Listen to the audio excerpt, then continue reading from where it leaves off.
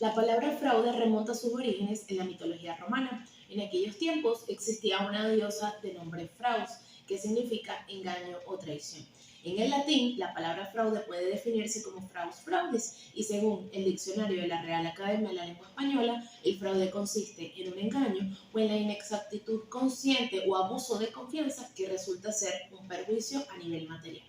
En el derecho procesal venezolano se ha estudiado el fraude procesal. Es por ello que el jurista Ortiz opina que el fraude procesal consiste en una conducta aparentemente legítima o ilegítimamente que viene en perjuicio de una de las partes, de ambas partes, o para obtener un beneficio o un derecho que no le corresponde a esta persona. Quiere decir que las características o elementos del fraude procesal también consisten en que este es de carácter endoprocesal, es decir, que se manifiesta dentro del procedimiento.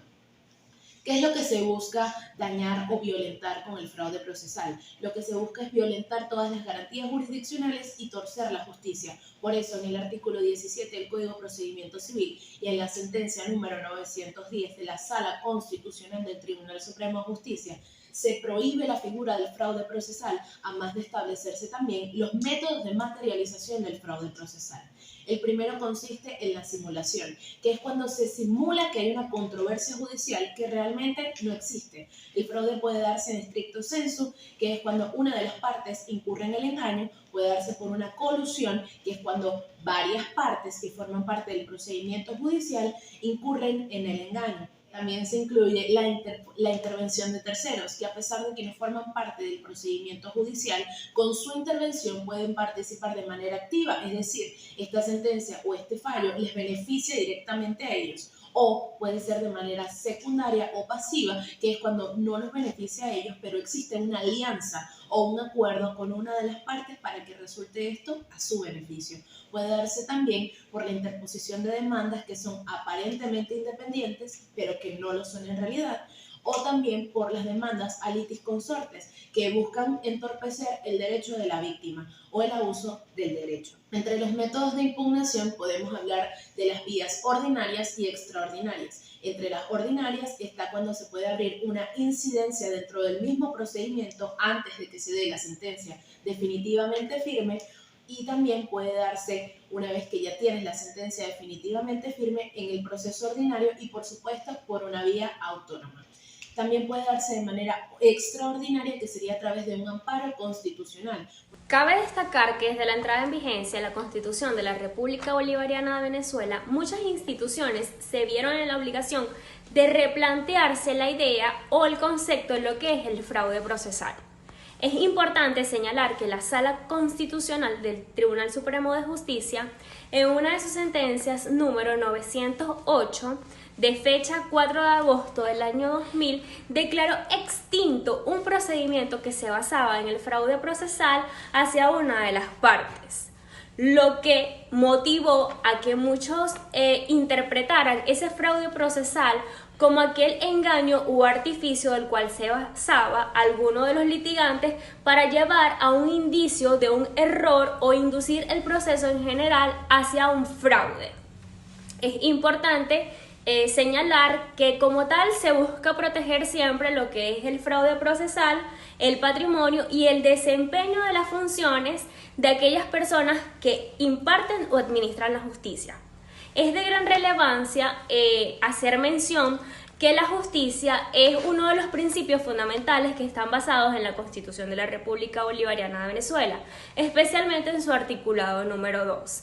Lo que hace que tenga estrecha relación con lo que son las funciones de los terceros, es decir, que el juez debe ser imparcial y una persona idónea al momento de dictar una sentencia a algún interviniente en un proceso. Tenemos que la función del juez es constitucional. Mantener la supremacía y efectividad de las normas y principios constitucionales. De allí que cuando los afectados han sido partes en el juicio, donde se constatan los hechos al orden público y estos han sido generadores de esos hechos, al ser conocidos por el juez, este de oficio tendrá que dejar sin efecto tales determinaciones judiciales, ya que contrarian al orden público constitucional y las violaciones del orden público se declaran de oficio. Por otro lado, la configuración del fraude procesal según lo manifiestan Bello y Jiménez, se circunscriben a una larga lista de aspectos relativos al proceso. Estas son la improponibilidad objetiva de la demanda, el abuso de los beneficios otorgados por la ley procesal, las demandas inmotivadas o ambiguas, el abuso del proceso, el proceso simulado, la litis maliciosa, la litis temeraria, el obrar en contra de la conducta anterior, la creación de situaciones procesales mediante engaño, las faltas a la ética y, entre otras, la cosa juzgada fraudulenta. Así, el artículo 11 del Código de Procedimiento Civil faculta al juez a proceder de oficio cuando la ley lo amerite, o cuando en resguardo del orden público o de las buenas costumbres sea necesario dictar alguna providencia legal. Por otra parte, el artículo 17 EIUSEN ordena al juez a tomar las medidas que sean necesarias para evitar el fraude procesal y otras acciones contrarias a la majestad de la justicia. Continuando con la temática del fraude procesal, me va a permitir nuevamente conceptualizar que el fraude procesal es un acto, una acción, una omisión que pretende beneficiar a una de las partes o un tercero y que es realizada en contra o que atenta a la buena fe procesal. Un ejemplo de esto es cuando un funcionario judicial, durante el transcurso de un procedimiento, hurta, extrae o desaparece el expediente judicial, o cuando se interpone la misma demanda en distintos tribunales para que la conozca un juez específico. El fraude procesal deberá demandarse por la vía del juicio ordinario. Sin embargo, este puede denunciarse también en un procedimiento que se encuentra activo. En cualquiera de los casos, esto es un procedimiento específico para esta demanda o esta denuncia de fraude procesal, ya que debe haberse una acusación probatoria en la cual la parte denunciante deberá presentar los medios idóneos o los medios que prueban su denuncia. La consecuencia de la declaratoria de fraude procesal, por supuesto, es la remisión del proceso al estado en el que se encontraba cuando se cometió el fraude procesal o incluso la anulación del mismo. El fraude procesal se encuentra debidamente regulado por la ley y se encuentra debidamente regulado por criterios de la Sala Constitucional, incluso de la Sala Civil del Tribunal Supremo de Justicia. Parte de este criterio menciona que incluso la Sala Constitucional puede conocer sobre el fraude procesal siempre y cuando durante el procedimiento o en el mismo expediente se encuentren las pruebas que demuestren que fueron cometidos actos que no corresponden al ejercicio de ese